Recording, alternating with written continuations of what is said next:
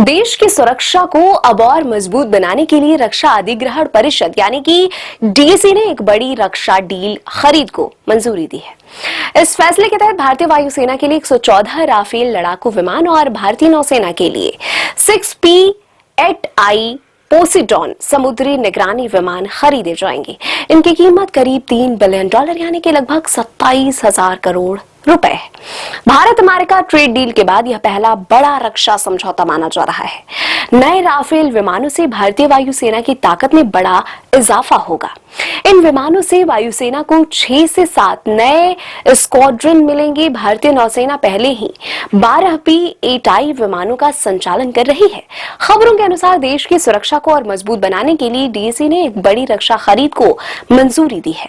इस फैसले के तहत भारतीय वायुसेना के लिए 114 राफेल लड़ाकू विमान और भारतीय नौसेना के लिए 6P-8I पोसिडॉन समुद्री निगरानी विमान खरीदे जाएंगे। इनकी कीमत करीब $3 बिलियन यानी कि लगभग 27,000 करोड़ रुपए होगी। भारत अमेरिका ट्रेड डील के बाद यह पहला बड़ा रक्षा समझौता माना जा रहा है। नए राफेल विमानों से भारतीय वायुसेना की ताकत में बड़ा इजाफा होगा। इन विमानों से वायुसेना को 6 से 7 नए स्क्वाड्रन मिलेंगे। फिलहाल वायुसेना के पास करीब 30 स्क्वाड्रन हैं, जबकि देश की सुरक्षा जरूरतों के अनुसार 42 स्क्वाड्रन की आवश्यकता मानी जाती है।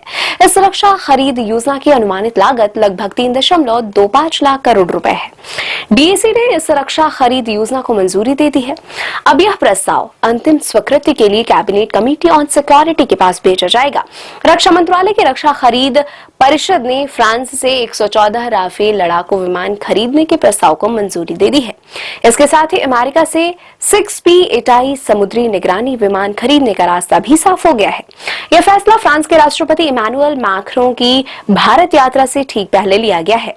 वायुसेना फ्रांस से करीब 400 SCALP क्रूज मिसाइल भी खरीदेगी। यह मिसाइल करीब 300 किलोमीटर की दूरी तक जमीन पर सटीक हमला करने में सक्षम है।